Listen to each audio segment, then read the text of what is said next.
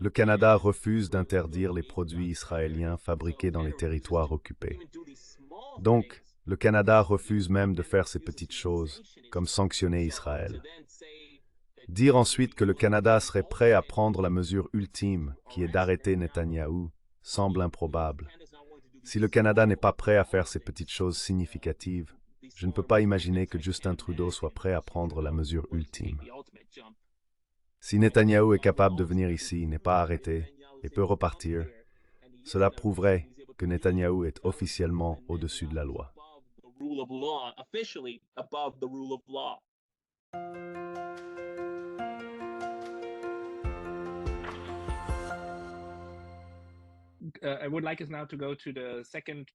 Je voudrais maintenant que nous passions à la deuxième partie de cette interview, où je veux vous parler de la politique étrangère canadienne. Cela a été au cœur de beaucoup de votre travail au cours des dernières années. Tout le monde, je parle toujours à Pitasana Shamugatas, qui a créé un merveilleux documentaire intitulé La vérité au sans-pouvoir, une enquête sur la politique étrangère du Canada. Pour votre documentaire, vous avez interviewé de nombreux décideurs en politique étrangère canadienne au plus haut niveau. Et récemment, vous avez de nouveau parlé à l'un de vos anciens professeurs, n'est-ce pas? Et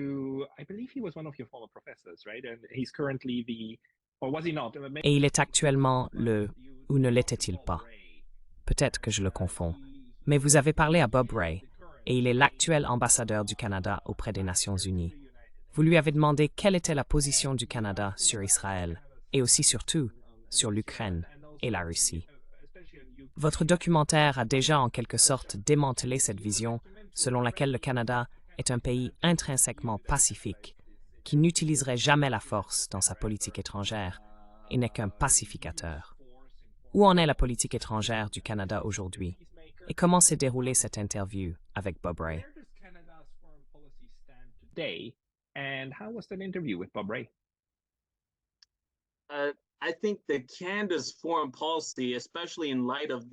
Je pense que la politique étrangère du Canada, surtout à la lumière de la décision du procureur en chef de la Cour pénale internationale de délivrer des mandats d'arrêt contre Benjamin Netanyahou et le chef du Hamas, est dans une position difficile.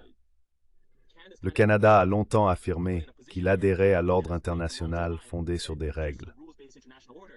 Si ces mandats sont délivrés, le Canada, en tant que signataire du statut de Rome, aura l'obligation d'arrêter Netanyahou s'il atterrit au Canada. En tant que signataire, le Canada doit à toute personne recherchée par la Cour pénale internationale si elle entre dans le pays.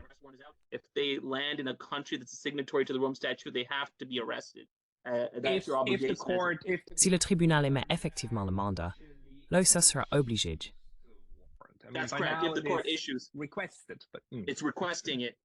C'est exact. Si le tribunal émet le mandat d'arrêt, alors le Canada a une obligation.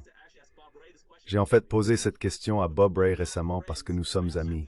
Il m'a juste regardé et n'a pas répondu. Je lui ai demandé si le Canada arrêterait Netanyahou si les mandats sont émis et qu'il vient au Canada.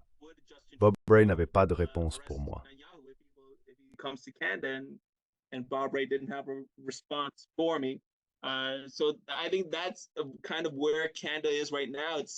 Je pense donc que c'est là où en est le Canada en ce moment. Il se débat avec la manière de respecter sa revendication proclamée d'un ordre international fondé sur des règles, tout en essayant de maintenir cette façade et d'apaiser les États-Unis, qui soutiennent fortement Israël et s'opposent à toute responsabilité pour les superpuissances, leur permettant de s'en tirer avec des atrocités odieuses. C'est donc là où je pense que le Canada se situe en matière de politique étrangère. Mon entretien avec Bob Ray était assez intéressant.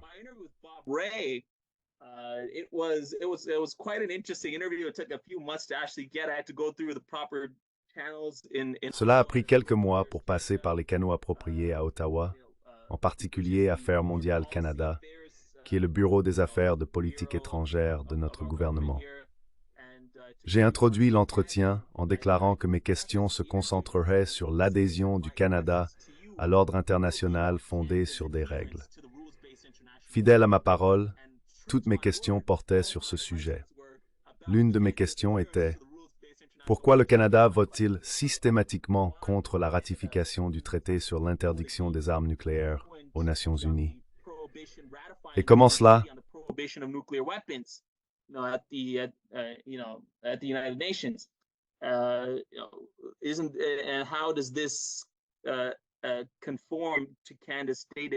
L'une des questions que j'ai posées à Bob Rae était de savoir comment la position du Canada se conforme à son adhésion déclarée à un ordre international fondé sur des règles. Sa réponse était quelque chose comme: il n'est pas pratique d'avoir simplement cette résolution. Il doit y avoir des mesures concrètes. Cette réponse n'avait pas beaucoup de sens pour moi.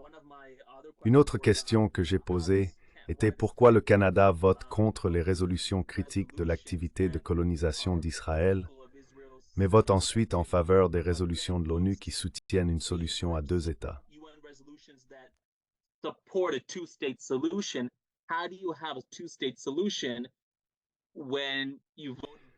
Comment pouvez-vous avoir une solution à deux États lorsque vous votez contre des résolutions critiques de l'activité de colonisation d'Israël? Étant donné que les colonies entravent la possibilité d'une solution à deux États, cela ne va-t-il pas à l'encontre de l'ordre international fondé sur des règles du Canada et de ses propres lignes directrices en matière de politique étrangère? Notre politique officielle est que nous ne reconnaissons pas l'occupation par Israël du territoire palestinien après 1967, qu'il occupe illégalement. Pourtant, à l'ONU, nous votons contre des résolutions critiques de l'activité de colonisation d'Israël. Comment réconciliez-vous cela?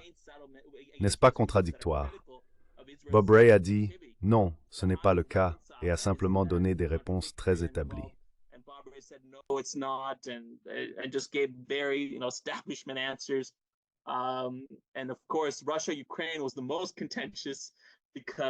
Et bien sûr, le conflit entre la Russie et l'Ukraine était le sujet le plus controversé. J'ai demandé à Bob Rae, étant donné que cela fait 2 ans que la guerre a commencé, avec plus de 30 000 soldats ukrainiens morts et la Russie occupant de plus en plus de territoires, si le Canada devrait appeler à une solution diplomatique pour mettre fin à la guerre. Plus précisément, j'ai demandé si la Russie devrait accepter de se retirer d'une partie significative du territoire ukrainien qu'elle occupe, en échange d'une garantie écrite que l'Ukraine ne rejoindra pas l'OTAN et des dispositions pour la neutralité de l'Ukraine.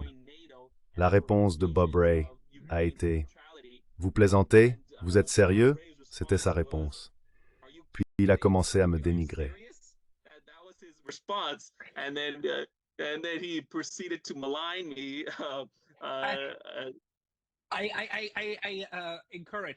J'encourage tous ceux qui regardent ceci et qui sont intéressés à lire cette interview.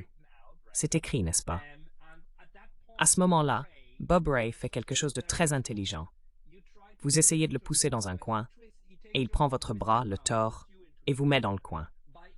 Il construit immédiatement un argument de l'homme de paille, disant essentiellement: « Alors Peter, cela signifie-t-il que vous êtes contre la justice? Vous êtes étudiant en droit. Vous, parmi tous, devriez être en faveur du respect de la loi. Je ne peux pas croire ce que j'entends de vous, que vous êtes en faveur de laisser un criminel de guerre s'en tirer et avoir le beurre et l'argent du beurre. » Cela vous a immédiatement mis sur la défensive, et il s'est dérobé à la question originale que vous lui aviez posée. Ce qui est très vrai. Ce que ces gens vous disent, bien qu'ils ne le disent pas officiellement, c'est que ce qui est plus important pour eux, c'est l'objectif ultime. Ils le présentent comme la justice, mais ce qu'ils veulent dire, c'est la victoire sur la Russie, ce qui est dommage. Which is too bad.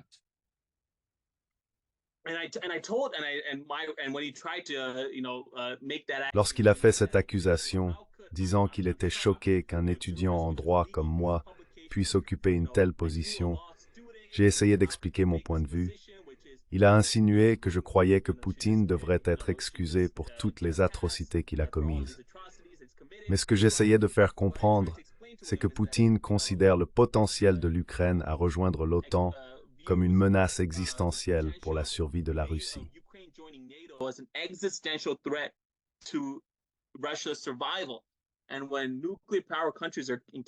Lorsque les puissances nucléaires font face à une menace existentielle pour leur survie, elles n'hésiteront pas à utiliser des armes nucléaires.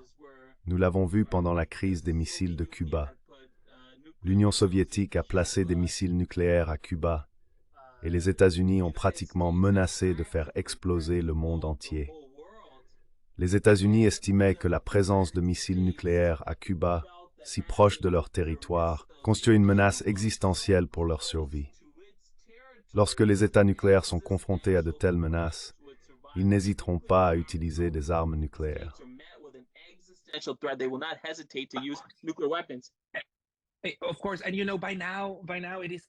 Bien sûr.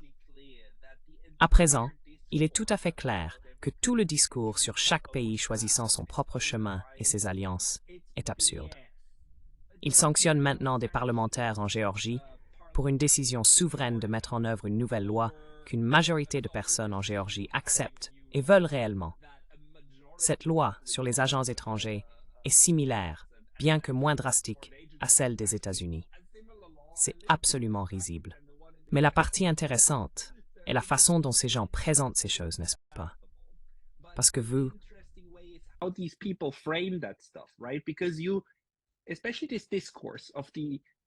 Surtout, ce discours sur l'ordre international fondé sur des règles signifie que vous devez prétendre qu'il existe des règles au-dessus de tout le monde, qui gouvernent tout le monde.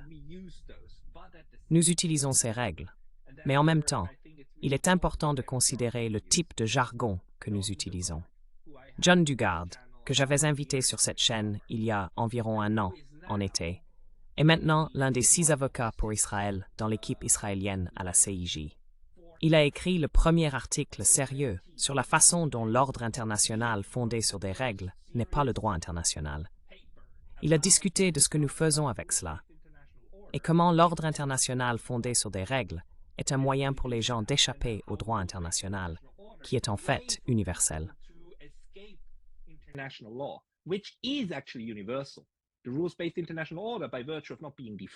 L'ordre international fondé sur des règles, en raison de son absence de définition, est un sujet de discussion.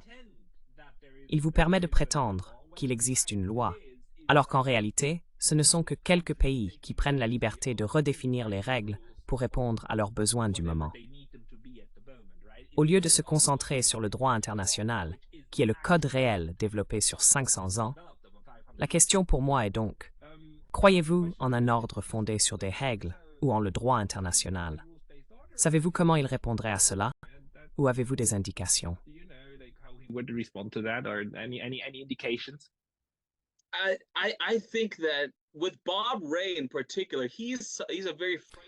Je pense qu'avec Bob Ray en particulier, c'est un individu très préoccupant parce qu'il croit vraiment tout ce qu'il dit. Il ne fait pas semblant. En tant que diplomate de profession, on s'attendrait à ce qu'il ait une carrière dans la médiation. Il a travaillé en tant que médiateur pendant la guerre civile sri-lankaise. Je suis sri-lankais et c'est ainsi que mon amitié avec Bob Ray a commencé parce que j'ai beaucoup écrit sur la guerre civile sri-lankaise.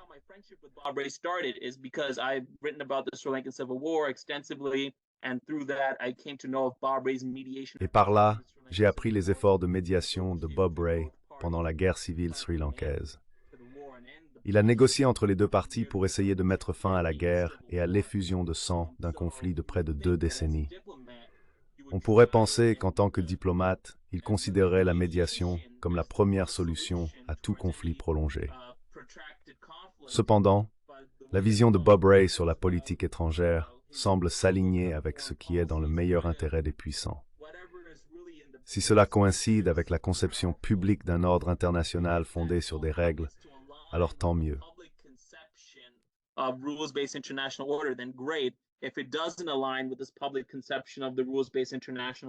Si cela ne correspond pas à la conception publique de l'ordre international fondé sur des règles, tant pis.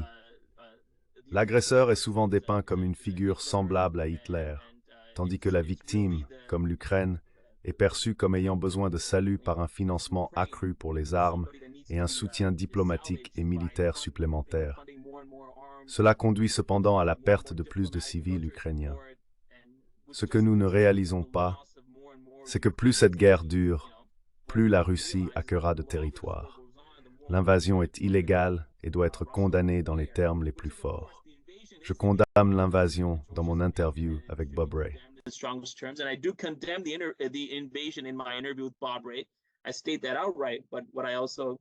Je l'affirme sans détour. Ce que j'essayais également de dire lors de l'interview, c'est que plus la guerre dure, bien qu'il s'agisse d'une violation flagrante du droit international par la Russie, plus la Russie occupera de territoire. Cela rend moins probable que l'Ukraine puisse se maintenir en tant qu'État viable et fonctionnel. Il est donc dans l'intérêt de l'Ukraine de pousser pour une solution diplomatique où la Russie accepte de renoncer à une partie significative des territoires qu'elle occupe en échange de garanties de la neutralité de l'Ukraine. Cela signifierait également une garantie écrite que l'Ukraine ne rejoindra jamais l'OTAN. C'est dans le meilleur intérêt de l'Ukraine.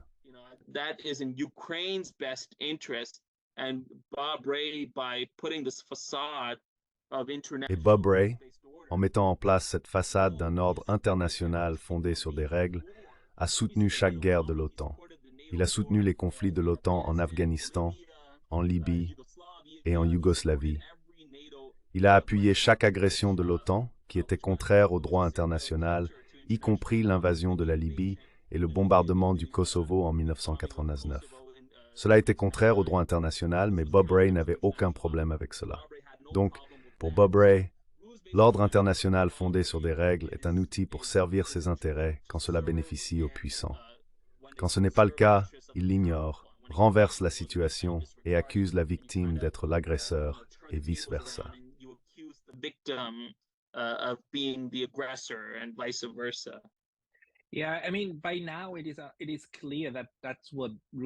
Oui, je veux dire à ce stade, il est clair que l'ordre international fondé sur des règles est un concept vague. Il n'y a pas de règles écrites auxquelles tout le monde peut se référer. Je n'ai jamais vu ces règles, pourtant tout le monde en parle. L'ordre international fondé sur des règles n'est pas équivalent au droit international. Si c'était le cas, ce serait redondant. Donc, c'est essentiellement un argument de discussion. L'astuce narrative consiste à prétendre que nos actions sont basées sur cet ordre. En attaquant d'autres pays, nous affirmons notre droit de le faire. Quand quelqu'un d'autre fait quelque chose de similaire, c'est immédiatement déclaré inacceptable et en dehors de l'ordre. Cela a si peu de sens que cela devient intellectuellement insultant.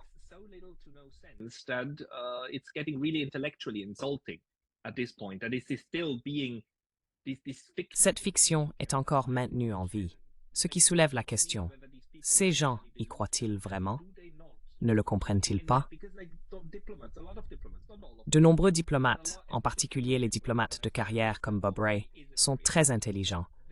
Ils ont vu beaucoup de diplomatie sur le terrain et ont été témoins de personnes essayant de se faufiler et de se dérober avec des arguments faibles. Ils sont maîtres dans l'art de défendre quelque chose, en quoi ils ne croient peut-être même pas personnellement. J'ai vu des diplomates qui défendent officiellement leur pays, mais qui vous diront officieusement qu'ils ne sont pas d'accord avec cela. Ils estiment qu'ils n'ont pas le choix et doivent être intelligents et astucieux à ce sujet. Pour la politique étrangère du Canada, pensez-vous qu'il y aura un point de basculement où le Canada sera contraint, peut-être par un mandat de la CPI, de faire quelque chose que les États-Unis condamneront?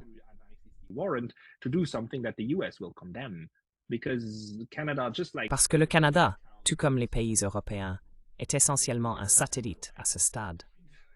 Nous sommes totalement dépendants de ce que Washington décide, et ensuite nous faisons un copier-coller avec une touche européenne ou canadienne. Pensez-vous que nous en sortirons un jour? Do you think we'll get out of that?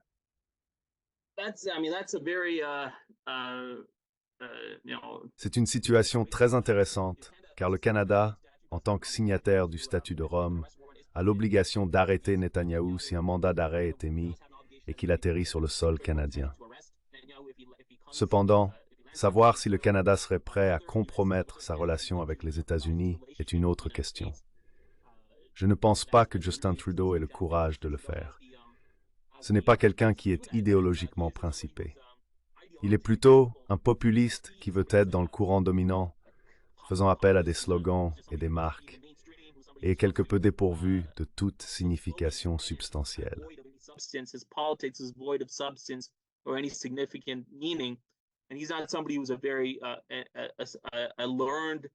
Il n'est pas quelqu'un de très érudit ou un idéologue politique.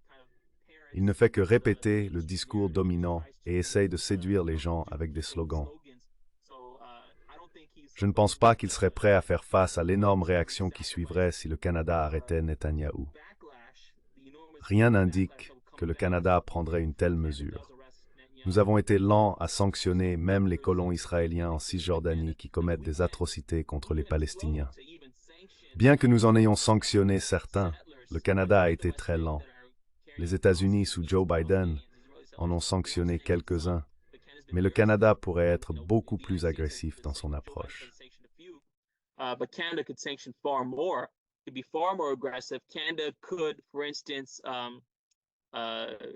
Le Canada pourrait, par exemple, refuser de vendre des produits israéliens fabriqués dans les territoires occupés. Cela serait en accord avec la politique étrangère officielle du Canada, qui ne reconnaît pas l'occupation israélienne du territoire palestinien comme légale. Cependant, le Canada n'a même pas interdit les produits israéliens fabriqués dans ces zones. Si le Canada n'est pas disposé à prendre ces petites mesures, il est difficile d'imaginer Justin Trudeau prendre la décision ultime d'arrêter Netanyahou. Si Netanyahou venait au Canada et repartait sans être arrêté, cela prouverait qu'il est effectivement au-dessus de la loi.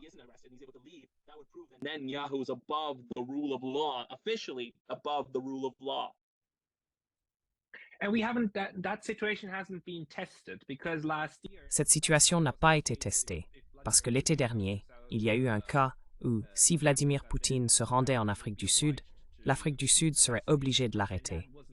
Cependant, cela n'a pas été testé, parce que Poutine n'y est pas allé. Donc, nous n'avons pas encore été confrontés à cette situation. Ce sera quelque chose à surveiller si un mandat d'arrêt est effectivement émis. Ce que beaucoup d'entre nous espèrent pour augmenter la pression afin d'arrêter ce génocide. Une question de plus.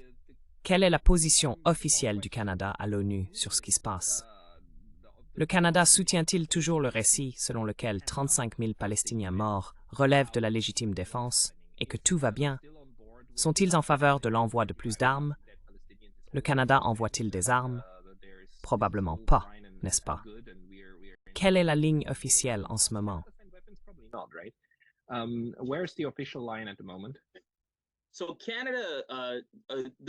Alors, le Canada, c'est l'une des questions que j'ai posées à Bob Rae lors de mon entretien avec lui. Je lui ai demandé comment le Canada peut-il vendre des armes. Un rapport a été publié indiquant que le Canada, après le 7 octobre, vendait des armes à Israël. Bob Rae a été très rapide à me corriger en disant que le Canada ne vend pas d'armes à Israël. Il ne savait pas que lorsque les gens disent que le Canada vend des armes à Israël, ce qu'ils veulent dire, c'est que le Canada vend des composants d'armes à Israël. Ces composants sont ensuite utilisés dans les avions israéliens et diverses formes de machines militaires utilisées dans les territoires occupés pour tuer des Palestiniens.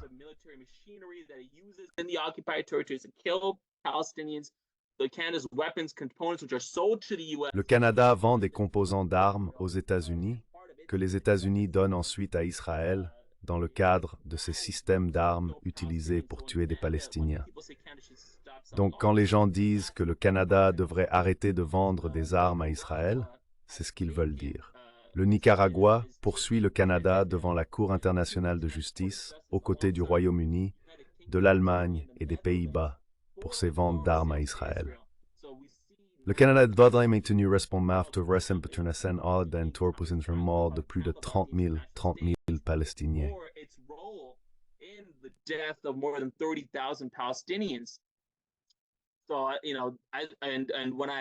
Quand j'ai demandé à Bob Rae à ce sujet, il a répondu « Je ne suis pas d'accord avec votre affirmation et je ne suis pas d'accord avec votre supposition. » C'était sa réponse lorsque j'ai mentionné les composants d'armes que nous vendons à Israël qui sont ensuite utilisés pour tuer des Palestiniens. Il est devenu très irritable lorsqu'il a réalisé que je ne tomberais pas dans le piège de la ligne de l'establishment, selon laquelle nous ne vendons pas d'armes à Israël. Cette ligne est censée faire taire les gens, mais la réalité est que nous le faisons.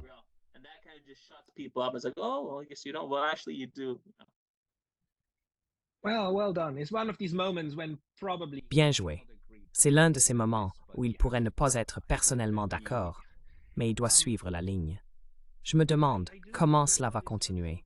Avez-vous d'autres contacts dans les cercles de politique étrangère du Canada que vous avez soit interviewés, soit que vous allez interviewer à ce sujet?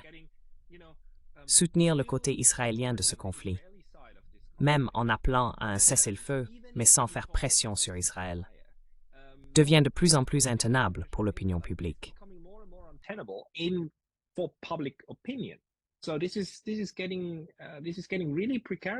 Donc, cela devient vraiment précaire pour les politiciens partout, parce que l'opinion publique compte. C'est pourquoi l'effort pour le justifier à travers les médias était si intense. Les actions du gouvernement Netanyahou et de l'État israélien bénéficient d'un soutien public significatif en Israël. Cela crée un problème pour nous. Comment aborder de telles atrocités à l'échelle internationale lorsqu'elles ont tant de soutien domestique? On ne peut pas simplement blâmer le gouvernement.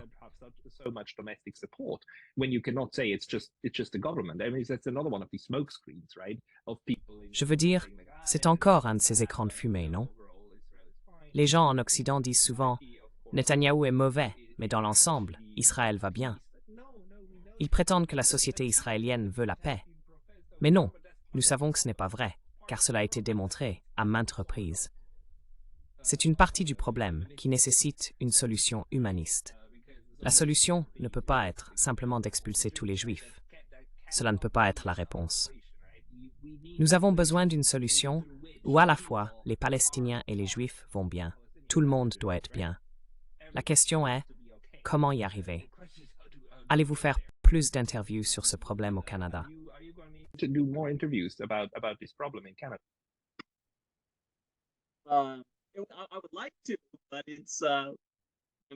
J'aimerais bien, mais j'ai réalisé un documentaire entier, dont un des épisodes portait sur le soutien du Canada à l'apartheid israélien. J'ai interviewé l'ancien ambassadeur du Canada en Israël sous le gouvernement de Stephen Harper. Harper a été le premier ministre du Canada de 2006 à 2015. J'ai également interviewé le rapporteur spécial de l'ONU sur la Palestine, qui à l'époque était un Canadien nommé Michael Link. Donc, j'ai interviewé ces personnalités canadiennes et des membres du Parlement. Je pense que quelqu'un comme moi, en quelque sorte, atteint le sommet de l'échelon.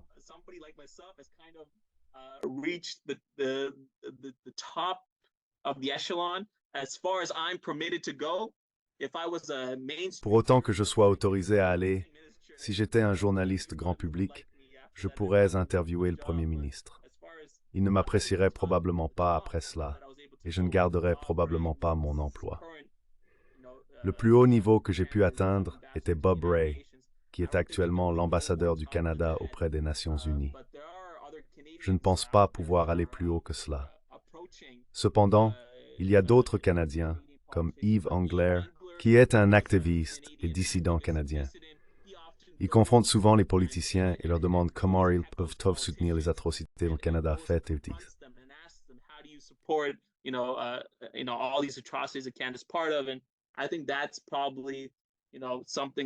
Je pense que c'est quelque chose que je pourrais soutenir et avec lequel j'aimerais m'impliquer. Mon style d'interview est unique en ce sens que j'aime laisser la personne parler, surtout les figures de l'establishment, et essayer d'obtenir des informations véridiques d'eux. Je préfère engager une conversation plutôt que de leur crier dessus, car présenter un seul point de vue peut les amener à vous considérer comme fous. En parlant avec eux, Mouse of Perjury, vous pouvez découvrir certaines vérités. C'est ce que j'ai fait, Bob Rae.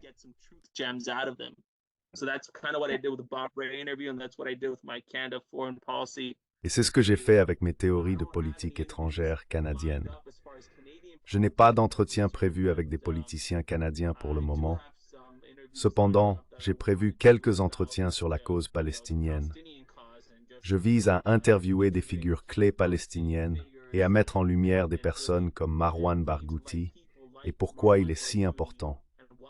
Il est le Palestinien le plus populaire dans les territoires occupés. Quiconque soutient une résolution juste de la question palestinienne doit savoir qui il est et devrait le soutenir. Nous devons faire pression sur les États-Unis pour qu'ils demandent sa libération.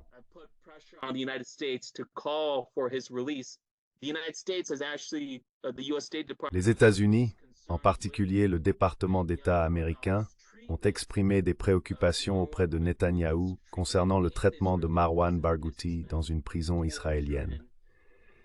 Il a été torturé et soumis à des conditions inhumaines depuis le 7 octobre. Je pense que c'est l'une des tactiques que nous devrions poursuivre. Je veux attirer l'attention de la communauté internationale sur cette question, car Barghouti est quelqu'un que nous devons soutenir. Il est très apprécié, crédible et non corrompu. C'est ce que je vise à faire concernant la question palestinienne.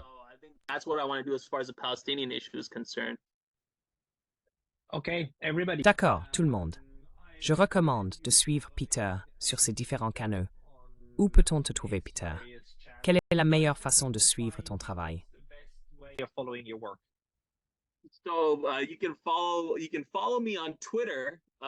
Vous pouvez me suivre sur Twitter à Pitasana, c'est mon identifiant Twitter, juste mon nom. Là, je partagerai mes articles et les interviews que j'ai réalisées. Vous pouvez également me suivre sur Juriste, où je publie occasionnellement des interviews, et ma série documentaire sur truthtothepowerless.com.